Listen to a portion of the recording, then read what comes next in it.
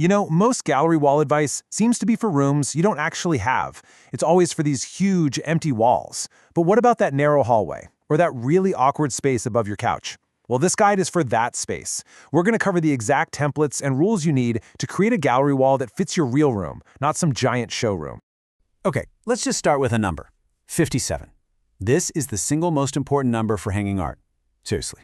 It's the standard used by professional galleries all over the world, and it's the one thing that will fix almost every gallery wall mistake out there. Everything we're going to talk about today really builds on just two simple foundational rules. If you get these right, honestly, the rest is pretty easy. It all just comes down to height and spacing. So here it is, the center of your entire art grouping, not the top, not the bottom. The dead center should be 57 inches up from the floor. That's it. So why 57 inches? Well, it's the average human eye level. So many of us hang our art way, way too high, and it just feels disconnected from the room. I'm telling you, this one fix changes everything. Okay, rule number 2 is all about making the gallery wall feel like one cohesive thing. You want to keep the space between your frames really consistent. Aim for about 2 to 3 inches. Any closer and it feels kind of cramped. Any wider and the whole thing just starts to fall apart. Now there is one key exception to that 57-inch rule. If you're hanging art above a piece of furniture, like a couch or a bed, the bottom of your lowest frame should be about 6 to 8 inches above it. This really anchors the art to the furniture and makes it all feel connected. So, now that we've got the foundation down, let's get practical. I think the biggest mistake people make is they just try to wing it.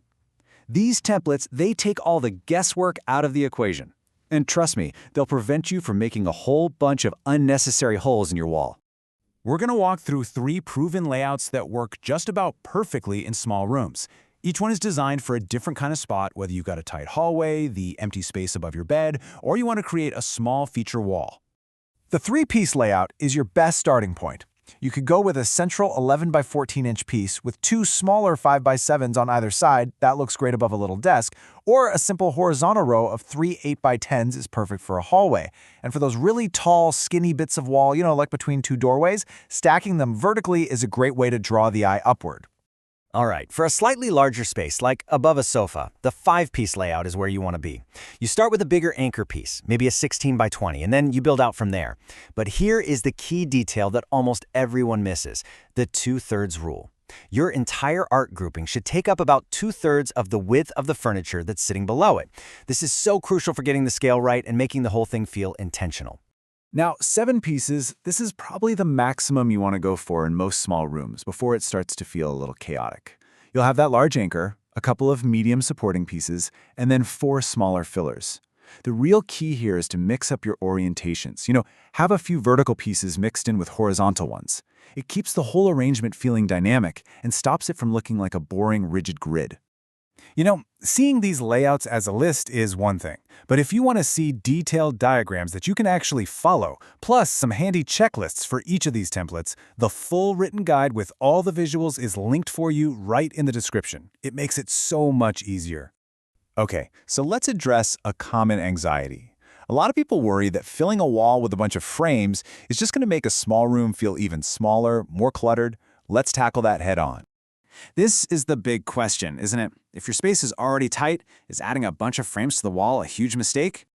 Well, the short answer is no. Actually, a blank wall can often make a room feel unfinished, not bigger. A really well-planned gallery wall creates a clear focal point, which gives the room structure and actually makes it feel more designed and intentional. And here are 3 really simple tricks to make sure your gallery wall actually helps open up the space. First, use white mats inside your frames. It creates this kind of visual breathing room. Second, try to stick to a limited color palette in your art, maybe just 2 or 3 main colors. And finally, be really deliberate about the frames you choose. Which brings us right to the frames themselves. And this is about more than just style. The type of frame you pick can totally make or break the look in a small room. So you basically have 2 options. Using all matching frames is the safest bet for a small space. It just creates this immediate sense of calm and order. Now, if you do want to mix things up, you just have to keep it controlled. Limit yourself to maybe 2 different finishes, like black and a natural wood, and try to keep the actual thickness of the frames pretty similar. That way the collection still reads as a single cohesive group. Now let's talk about something most people don't even think about, the frame material itself. A solid wood frame just has a weight and a presence that flimsy MDF can't replicate. For small rooms, you want to look for sleek, slim profiles. And on the front, you know what? Shatterproof plexiglass is actually better than glass. It's lighter, it's safer, and it has way less glare. Choosing materials can be tough without seeing them. So if you want a deeper dive on frame materials and to see examples of how they look in real rooms, the full guide in the description covers this in a lot more detail. Okay, so you've got your rules, you've got your layout, you've got your frames. Now for the final step, getting it all on the wall without turning it into Swiss cheese. And that leads me to the single best piece of advice you're going to get today. The paper template method. This is what interior designers use, and it is an absolute game changer. It is so simple. You just cut out paper templates for each frame, you tape them to the wall with painter's tape, and you just move them around until the layout is perfect. You can step back, look at it, live with it for a day. Once it's right, you mark the nail spot directly through the paper, take the paper down, and hang your art. Zero mistakes. So let's just recap the 3 most important things to take away from all this. First, center your entire grouping at 57 inches from the floor. Second, keep the width of your gallery wall to about 2/3 the width of whatever furniture is below it.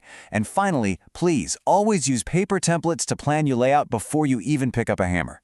And that is it. You now have the professional rules for creating a gallery wall that's actually designed for the space you have, not some imaginary giant one. Visit sparkycare.com to browse premium ready-to-hang framed wall art with real wood frames, museum-grade paper, and free worldwide shipping.